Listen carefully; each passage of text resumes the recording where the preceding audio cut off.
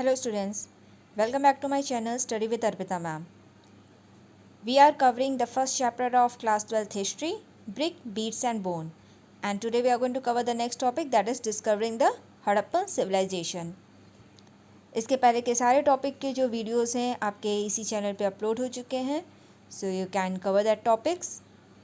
और अब तक हम हड़प्पन सिविलाइजेशन के बारे में बहुत डिटेल में पढ़ चुके हैं कि किस तरह से वहाँ पे ऑक्यूपेशन होंगे, किस तरह की वहाँ पर राइटिंग पैटर्न्स थे, सील्स किस तरह से थे, आपकी ट्रेडिंग अगर होती थी तो वो कहाँ पर होती होगी, और किस तरह के प्रोडक्शंस वहाँ बनते थे. सो हम हड़प्पन सिविलाइजेशन के बारे में ऑलरेडी बात कर चुके हैं, लेकिन अब इस वीडियो में हम समझने की कोशिश करेंगे कि हड़प्पन सिविलाइजेशन को किस तरह से खोजा गया. ये एक बहुत इम्पोर्टेंट पॉइंट है क्योंकि बहुत समय तक हमें तो अपनी सिविलाइजेशन के बारे में पता ही नहीं था. इंडस वैली सिविलाइजेशन के बारे में हमें कुछ भी पता नहीं था क्योंकि इसका एग्जिस्टेंस ही ख़त्म हो चुका था. So we are going to understand how we have able to found this civilization. So far, we have examined facets of the Harappan civilizations in the context of how archaeologists have used evidence from material remains to piece together parts of the fascinating history. तो अब तक हमने ये समझा कि किस तरह से हमने जो भी चीज़ें मिली हैं हड़प्पन सिविलाइजेशन के में, ठीक है, यानी आर्कोलॉजिस्ट ने जो भी चीज़ें वहाँ पर मिली है उस चीज़ों के ज़रिए किस तरह से एक हड़प्पन सिविलाइजेशन की हिस्ट्री को बनाने की कोशिश की है, यानी एक सिविलाइजेशन को वजूद देने की कोशिश की है, समझने की कोशिश की कि क्या लाइफस्टाइल रही होगी, किस तरह से लोग काम करते होंगे, रहते कैसे होंगे. However, there is another story as well about how archaeologists discovered the civilization. लेकिन सबसे इम्पोर्टेंट पार्ट क्या है, ये समझना कि इस सिविलाइजेशन के बारे में पता कैसे चला. चीज़ें मिली, चीज़ों को जोड़कर एक कहानी बना दी और एक सिविलाइजेशन का वजूद बता दिया. लेकिन सबसे बड़ी बात है कि इस सिविलाइजेशन का वजूद पता कैसे चला, यानी कि कहाँ से इनको एहसास हुआ कि कोई एक सिविलाइजेशन बहुत पहले रही होगी जो इन चीज़ों से जुड़ी हुई है. When Harappan cities fell into ruins, people gradually forgot all about them. When men and women began living in the area millennia later, they did not know what to make of the strange artifacts that occasionally surfaced. So, Harappan civilization जब एक तरह से ख़त्म हुई, बर्बाद हुई, तो लोग क्या किए, उसको पूरी तरह से भूल चुके थे. जब उसका वजूद ख़त्म होने लगा या फिर जब वो पूरी तरह से एक एरिया जो है डिस्ट्रॉय हो गया, तो लोग उसका वजूद ही भूल गए. और सालों बाद जब लोग वहाँ पे रहना शुरू किए, तो जब उन्होंने घर बनवाया होगा, कोई कंस्ट्रक्शन किया होगा, कोई खुदाई हुई होगी, तब उस समय उनको क्या हुआ, कई चीज़ें मिलनी शुरू हुई. अब उन चीज़ों को वो समझने की कोशिश कर रहे थे कि ये किस चीज़ से कनेक्टेड है, जो ये सारी सिविलाइजेशन के वजूद मिल रहे हैं हमें, यानी जो लोग वहाँ पर रह रहे होंगे, अगर घर जैसे बनाए होंगे तो घर के जब उन्होंने कंस्ट्रक्ट करने के लिए नींव खोदी होगी तो वहाँ पर उनको जैसे कुछ सामान मिल गया या किसी घर का कंस्ट्रक्शन का कंटेंट मिल गया, तो लोगों को एहसास हुआ होगा कि यहाँ पर भी कुछ रहा है. क्या है ये नहीं पता, लेकिन शायद कुछ यहाँ पर भी था. ओके,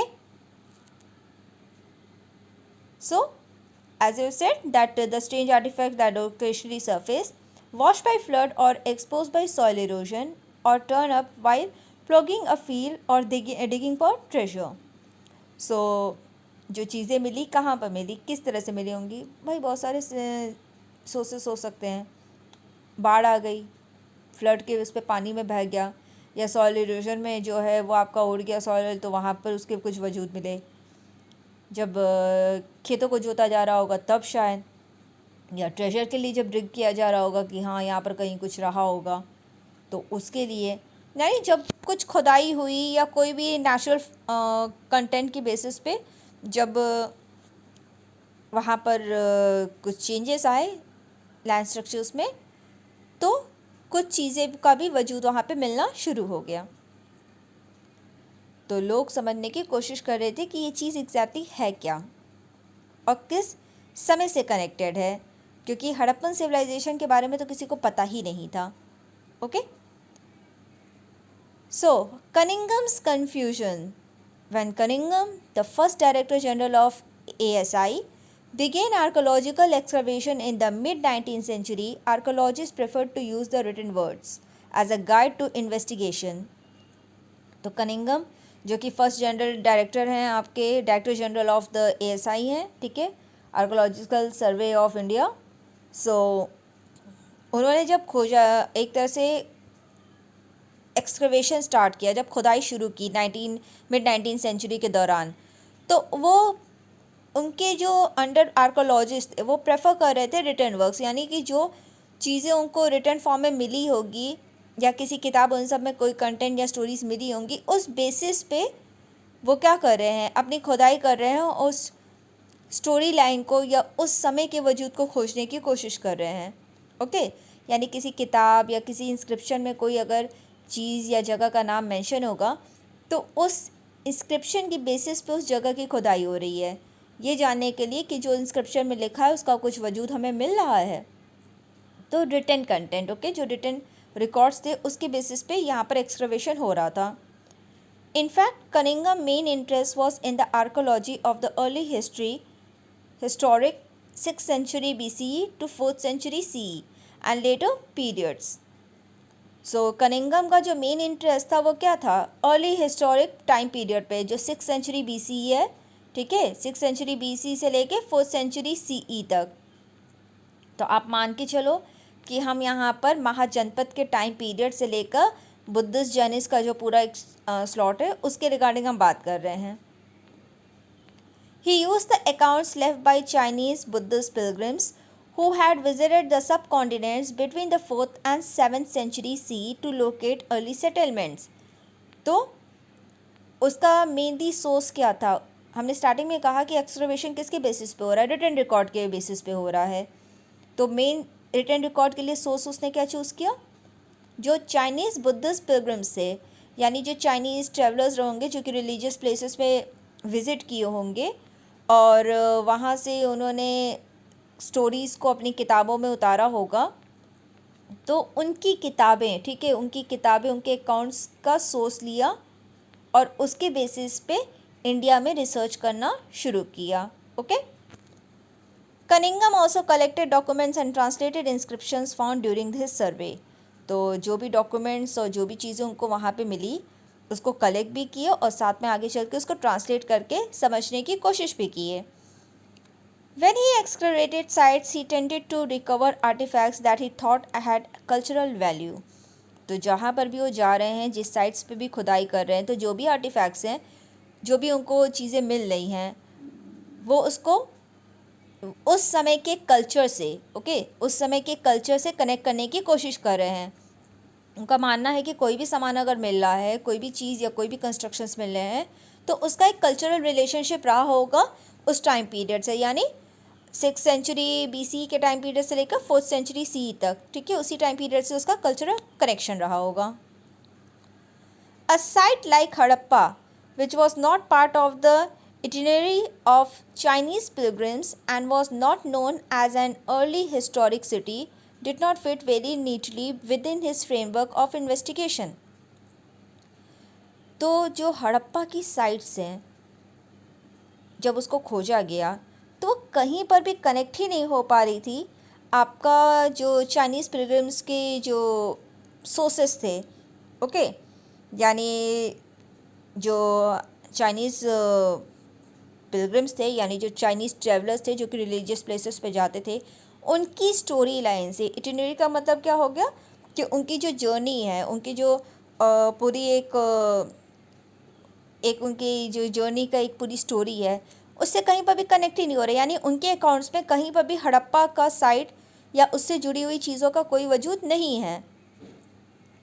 तो ये बहुत सरप्राइजिंग पार्ट थी, क्योंकि कनिंगम ने तो सोचा कि वहीं से हमारी सिविलाइजेशन की शुरुआत हो रही है, तो इसका मतलब हड़प्पा का भी नाम आना चाहिए था। ना कोई हिस्टोरिक सिटी के नाम पे भी आ रहा है, यानी कोई भी सिटी जो है महाजनपद और इन टाइम के पीरियड का, वहाँ पर भी इसका कोई नाम नहीं है।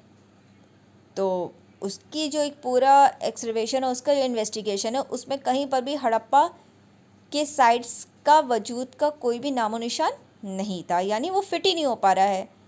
ना महाजनपद की सिटीज़ में नाम है, ना बुद्धिस्ट के कंटेंट में नाम है, ना जैनिस्ट के कंटेंट में नाम है, ना चाइनीज़ ट्रेवलर्स के रिकॉर्ड्स में कहीं नाम है। तो ये बहुत सरप्राइजिंग है कि एक जगह जो मिल रही है जिसका वजूद बहुत पुराना है, लेकिन जब हम एशियन रिकॉर्ड्स को देख रहे हैं तो उसमें उसका नाम ही नहीं दिख रहा है। ठीक है, तो जिस टाइम पे वो रिसर्च कर रहा है उस पर कहीं पर भी हड़प्पन सिविलाइजेशन या हड़प्पन साइट्स का नाम नहीं है, तो इसलिए उसको बहुत ज़्यादा ये सरप्राइजिंग लगा। So although Harappan artifacts were found fairly often during the 19th century and some of these reached Cunninghams, he did not realize how old these were. तो चाहे हम ये कहें कि हड़प्पन सिविलाइजेशन के जो भी आर्टिफैक्ट्स हैं वो हमें 19th सेंचुरी में मिल तो गए थे, लेकिन हकीकत यह है कि कनिंगम को जो पता ही नहीं है कि हमारी कोई उससे भी पहले यानी 6th सेंचुरी BC से पहले भी कोई सिविलाइजेशन है, तो वो कनेक्ट कहाँ से करेगा। तो वो उसको समझ पा ही नहीं रहा है, वो रियलाइज़ ही नहीं कर पा रहा है कि हो सकता है कि 6th सेंचुरी BC से भी पहले कोई टाइम पीरियड रहा हो जहाँ पर हमारी सिविलाइजेशन बसी हो और ये सारे आर्टिफैक्ट्स जो हैं उस समय के हों, तो वो कनेक्ट ही नहीं कर पा रहा है। पहली बात, कोई अकाउंट नहीं है इन सब चीज़ों का, और दूसरी चीज़ वो जिस रिकॉर्ड्स को ले रहा है उसमें भी इसका नाम नहीं है, तो मान रहा है कि हमारी सिविलाइजेशन जो है 6th सेंचुरी BC से ही स्टार्ट हो रही है। तो जो भी सामान मिलेगा वो क्या करेगा, इसी कंटेंट पे जोड़ने की कोशिश करेगा। A Harappan seal was given to the Cunningham by an Englishman. He noted the object but unsuccessfully tried to place it within the time frame with which he was familiar. तो जब excavation हो रहा था तो उसको एक Harappan seal मिली, मतलब उसके आदमियों को हड़प्पन सील मिली जो कि उसको पास की गई। डेफिनेटली सील बहुत पुरानी दिख रही थी, उसमें क्या कहते हैं जानवर इन सब के कंटेंट्स मिल रहे थे। देखिए यहाँ पर जो आपको दिखा रहा है सील, ओके, साइंस हैं, एनिमल्स का कंटेंट है। ओके, सो ये जब सील मिली तो नोट तो किया गया कि हाँ एक सील मिली है, लेकिन ये समझने में कामयाब नहीं हो पाए कि ये सील एग्जैक्टली किस टाइम पीरियड पे यूज़ होती होगी, क्योंकि उसके हिसाब से जो टाइम पीरियड है वो तो उसी से फिट करने की कोशिश करेगा कि ये बुद्धिस्ट या फिर महाजनपद और इन सब के टाइम पीरियड में इस तरह की सील का इस्तेमाल होता होगा। क्यों ऐसा उसने सोचा? This is because he, like many others, thought that Indian history began with the first cities of the Ganga Valley. Given his specific focus, it is not surprising that he missed the significance of Harappa. तो वो भी दूसरों की तरह ये समझा कि जो हमारी इंडियन सिविलाइजेशन है वो आपका महाजनपद टाइम पीरियड से स्टार्ट हो रहा है, आपका गंगा वैली सिविलाइजेशन से, the first cities of the Ganga valley civilization से हमारा जो है वजूद स्टार्ट हो रहा है। उसके पहले हमारी कोई सिविलाइजेशन थी नहीं, तो उसके पहले अगर कोई सिविलाइजेशन ही नहीं है तो ये मानेंगे ना कि जो भी चीज़ें मिल रही है वो इसी टाइम पीरियड से होगी, तो वो कनेक्ट ही नहीं हो पाया। तो ये कोई सरप्राइजिंग बात नहीं है कि कनिंगम जो हैं वो चीज़ों को पाकर भी अपने टाइम पीरियड में हड़प्पन साइट्स की या हड़प्पन सिविलाइजेशन के वजूद को पाकर भी उसको बारे में खोज नहीं पाया, यानी हड़प्पन सिविलाइजेशन को उसने खोजा नहीं। ओके, उसके पास चीज़ें मिली, उस साइट्स पे उसने खुदाई की, उसको एहसास हो रहा है कि हाँ कुछ है, लेकिन डेफिनेटली क्योंकि उसकी नॉलेज नहीं है उस रिगार्डिंग, तो वो सारी चीज़ों को जोड़ रहा है महाजनपद टाइम पीरियड से। सो इसीलिए हड़प्पन सिविलाइजेशन की खोज उसने नहीं की। Okay, so for today this much only. We will continue our next topic in our next video.